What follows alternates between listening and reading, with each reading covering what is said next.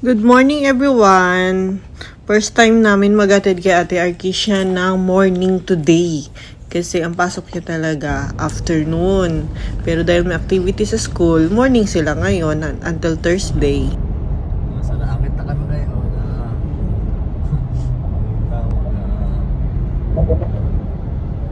Hindi ko ini-expect yung ganitong weather. Ito, kakaiba talaga siya, guys. Para kang nasa langit. As in, wala kang makita.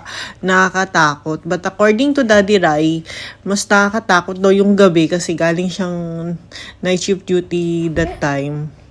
As in, wala daw talaga silang makita. Para silang nagda-drive sa kalawakan.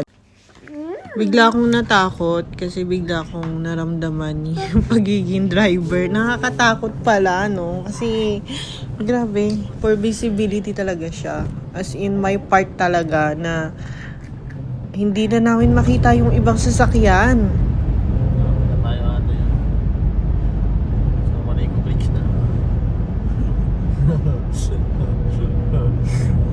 sa malay ko glitch ate yung wala. Welcome to Canada.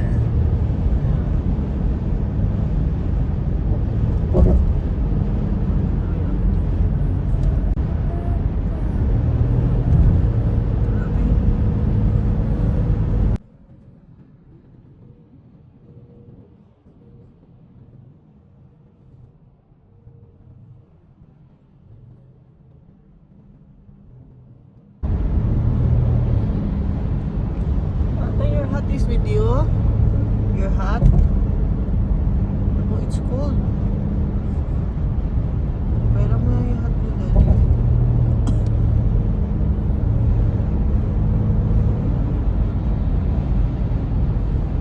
Parang feeling namin kami na lang yun nandun, ganyan. Iba talaga yung takot.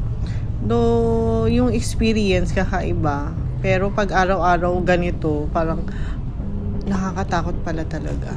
So, ayun, ingat tayo pag magdadrive. Ingat pala kayo. Ingat kayo, char!